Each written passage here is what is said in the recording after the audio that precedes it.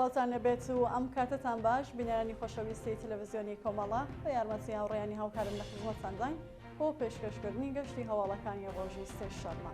سەرەتا سەردێڕی گرنگترین هەواڵەکان. بەڕێوەچوونی مەراسمی ڕۆژی جیهانی کرێکار لە شارۆچکەی سەنعەتی سنا، بڵاوکردنی تراکت بۆ ڕێزگرتن لە ڕۆژی جیهانی کرێکار لە کانی دیناری مەریوان، دەست بەسەرکردنی چالاکێکی مەدەنی لە شاری سەقز، چالاکی کۆمیتەی نهێنی ژنان بە بۆنەی 1 مەی ڕۆژی جیهانی کرێکار، پاڕەشە ناوەنجەمنیەتیەکان لە ئەنجامانی بەندکراوی سندیکای شەرکەت واحد و لە سێدارەجانی حەود بەندکراو لە زیندانەکانی مەشهەد، بیرجەند و قائین.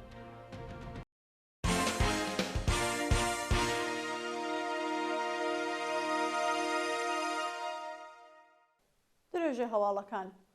بەڕێوەچوونی مەراسمی ڕۆژی جیهانی کرێکار لە شارۆچکەی سەنعەتی سنا، بەپێ هەواڵی گەیشتی و ڕۆژی سێشەممە 11 گوڵان، مەراسمی ڕۆژی جیهانی کرێکار لە شارۆچکەی سەنعەتی ژمارە 1 سنا لەلایەن ژمارەیەک لە شالەکانی کرێکاری ئەو شارەوە بەڕێوەچوو. مەراسمەکە سەرەتا بە ڕاگررتنی 1 دقیقە بێجەنگی بۆ ڕێزگرتن لە یادی هەموو گیانبەختکردوانی ڕێگەی ئازادی و سۆسیالیزم و خوێندنەوەی کۆپلە شیعرێک دەستی پێکرد. بێجەنگێکە لەلایەن یەکێک لە کرێکارانەوە شکا و دواتر یەکێک لە معالمانی دەرکراوی ساڵی 59 هەتاوی لە شاری سنا لە نێو جەماوەری کرێکاراندا کورتە باسێکی لەسەر مێژووی ڕۆژی جیهانی کرێکار و گرنگی ئەو ڕۆژە باس کرد. بەشداربووانی مەراسمەکە یادی یەکێکی دیکە لە معالمانی لەسەر کار دەرکراوی سنا بە ناوی تۆفیق دەباغیانیان بەرز ڕاگرت و مەراسمەکە با بڵاوکردنی شیرینی کۆتایی پێهات.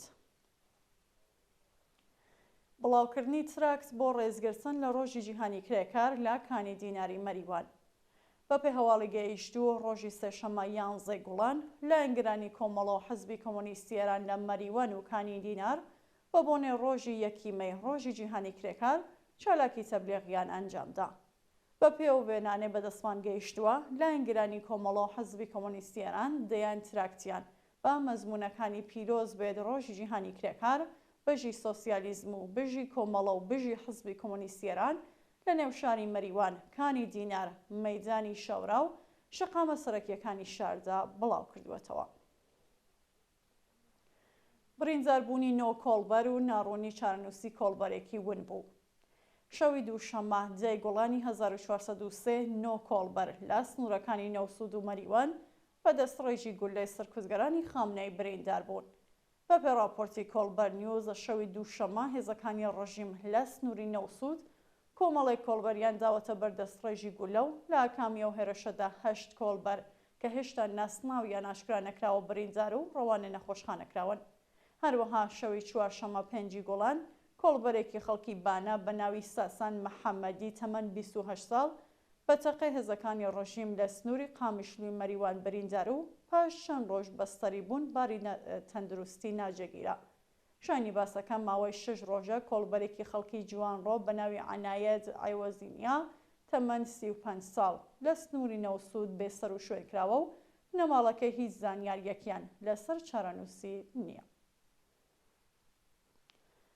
دەست بەسەرکردنی چالاکێکی مەزەنی لە شاری سەقز. ڕۆژی یەکشەممە 9 گوڵان چالاکێکی مەزەنی خەڵکی سەقز بە ناوی کەیوان ڕەحیمی لەلایەن هێزەمنیەکانەوە دەست بەسەرکرا. بە پێزانیاریەکان هێزەکانی حکوومەت بەبێ بەڵگەی قەزایی هێرشیان کردوتە سەر ماڵی کەیوان ڕەحیمی لە شاری سەقز و وێ ڕایپشکنینی ماڵەکەی ناوبراویان دەست بەسەر کردووە. ئەو چالاکە مەدەنیە ئەنجامی کەمپێنی جەماوەری پورسمانە و تا ئێستا چەندین جار دەست بەسەر و لێپرسینەوەی لێکراوە. جێگای ئاماژەیەکە چارەنووسی ئەنجامێکی دیکەی کاناڵی تەلەگرامی پۆرسمانی سەقز بە ناوی مستەفا حەمدی پاش ڕووفاندنی لەلایەن ئیدارەی دەسەڵاتەوە بە ناڕوونی ماوەتەوە. ناوبراو ڕۆژی 19 خاکەلێوە لە تەلارێکی شاری سەقز بە تۆمەتی چالاکی تەبلیغی دژی نیزام دەست بەسەر و لا دەسڕاگەیشتمە پارێزەر و چاوپێکەوتن لەگەڵ بنەماڵەکەی بێبەشکرا. مستەفا حەمدی ساڵی 1400 بە تۆمەتەکانی تەبلیغ دژی نیزام و بێڕێزی بە ڕێبەری بە 2 ساڵ زیندانی تەعەزیری مەحکوم کرابوو. گواستنەوەی ئیسماعیل دووکانلووی میلان بۆ زیندانی مەهاباد. ڕۆژی یەکشەممە 9 گوڵان ئیسماعیل دووکانلووی میلان شارۆمەندی خەڵکی مەهاباد بەمبەستی تێپەڕکردنی ماوەی بەندکرانی ڕەوانەی زیندانیەوە شارەکرا. ئیسماعیل دوکانلوی میلان لە دەستبەسەرکراوەی شۆڕەشی ژینا لە شاری مەهاباد و خەڵکی گوندی کۆسەکارێزی سەر بەو شارەیە کە پێشتر لەلایەن جادگەی انقلابی مەهاباد سزای 15 مانگ زیندانی تازیری بەسەردا سەپێنرا بوو. پەرستاندنی هەژاری و بەرزبوونەوەی ئاماری خۆکوژی لە نێوکشانی کوردستان. ڕۆژی چوارشەممە 29 گوڵانی 1403 دوو کچی گەنجی خەڵکی کوهدەشت و شنۆ بە ناوەکانی نەجوا گەراوەند تەمەن 17 ساڵ و سانا بەهرامیان تەمەن 14 ساڵ بەهۆی هەژاری و کێشەی کۆمەڵایەتی لە ڕێگەی خۆکوژیەوە کۆچاییان بە ژیانیان هێنا. بەپێی راپۆرتی کانونی مافی مرۆڤیێران نەجوا گەراوەند قوتابی قۆناغی کۆتایی دەبیرستان بووە و بە تازایی لە بواری دەندان پزیشکی پلەی باشی کونکۆڕی لە زانکۆێتاران بەدەستهێنا بوو، بەڵام بەهۆی نەبوونی و هەژاری لە ڕێگەی خۆکوژیەوە کۆچایی بە ژیانی هێناوە. لە لایەکی دیکەوە کچێکی تەمەن 14 ساڵی خەڵکی شنۆ و دانیشتووی ورمێ بە ناوی سانا بەهرامیان بەهۆی هەژاری بنەماڵەکەیەوە خۆی کشتووە.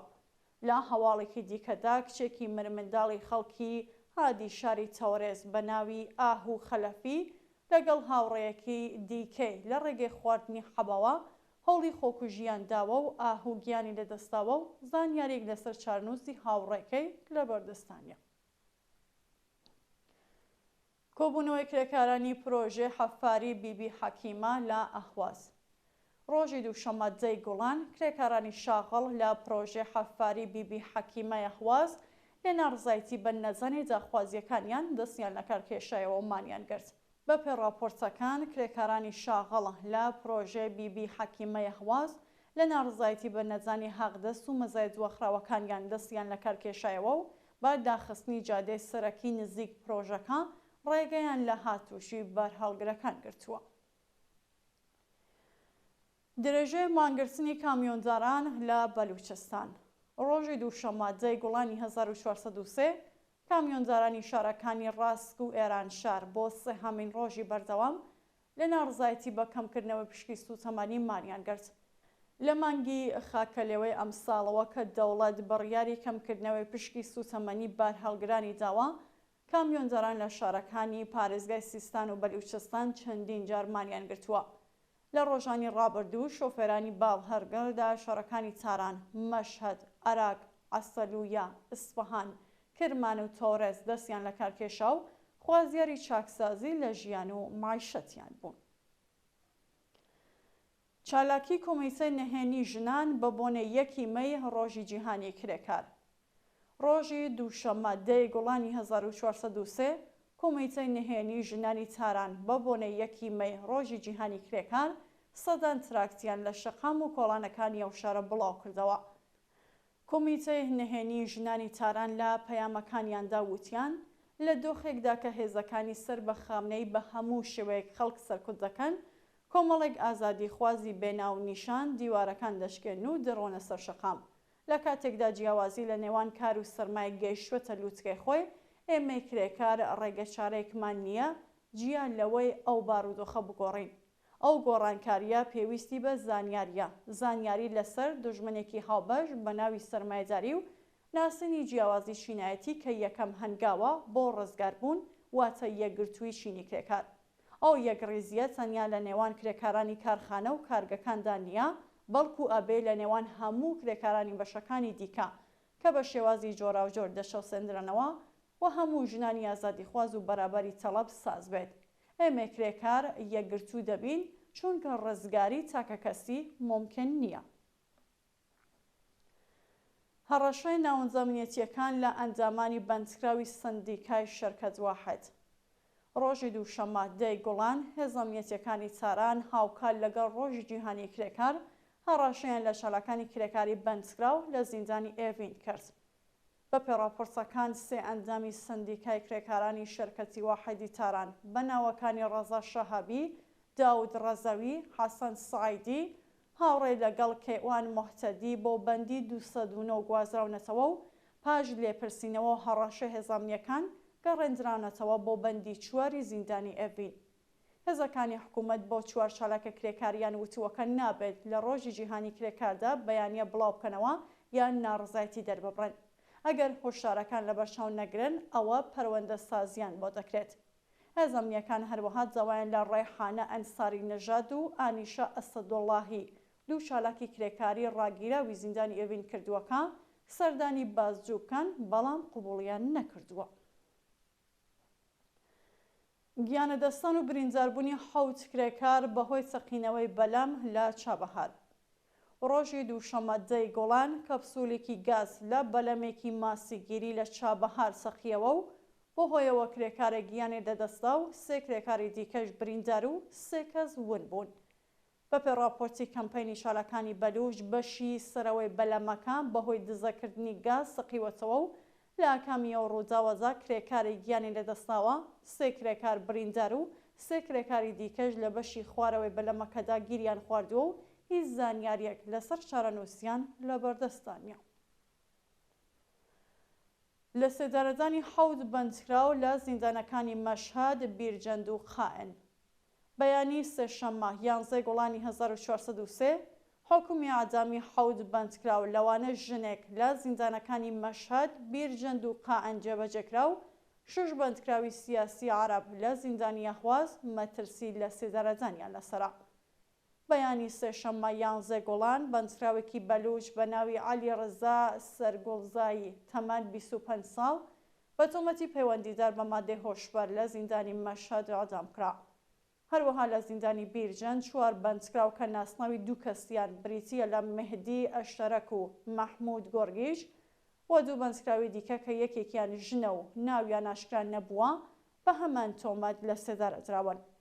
لەلایەکی دیکەوە حکمی ئاعدامی 2 بەندکراو بە ناوەکانی حەسەن شادمان و بەراهووی بە تۆمەتی بازرگانی بە مادەی هۆشبەر لە زیندانی قائن لە سێدارەدراون. جێگە ئاماژەیەکە 6 بەندکراوی سیاسی عەرەب بە ناوەکانی حەبیب دریس، عەلی مەجدەم، موعین حەنفەری، محەممەد ڕەزا مقەدەم، سەید سالم موسەوی و سەید عەدنان ئابلۆغیش لە زیندانی شەیبانی ئەحواز مەترسی لە سێدارەدانیان لەسەرا.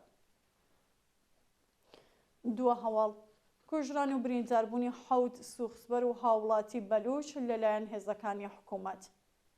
ڕۆژی دووشەمە 10 گۆڵانی 1403 2 سوختبەری بەلوچ بە چەقەی هێزەکانی ڕۆژیمگیانیان لەدەستا و 5 سوختبەر و شارۆمەندێکی بەلوچ لە کاتی ڕاودونانیان لەلایەن هێزەکانی ڕژیمەوە کوژراون و 2 کەسی دیکەش بریندار بوون.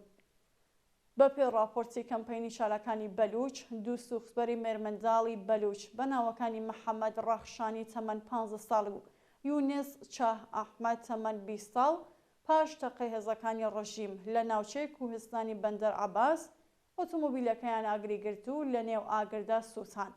لەلایەکی دیکەوە ڕۆژی ڕابردوو هێزەکانی ڕژیم بە دوای ئۆتۆمۆبیلی سوختبەران کەوتون و ئۆتۆمۆبیلەکەیان کێشاوە بە ماشینی سوختبەران و لە ئەنجامی وەرگەڕانی ئۆتۆمۆبیلی سوختبەران 5 کەس گیانیان لەدەستاوە و 2 کەسی دیکەش بە سەختی بریندار بوون.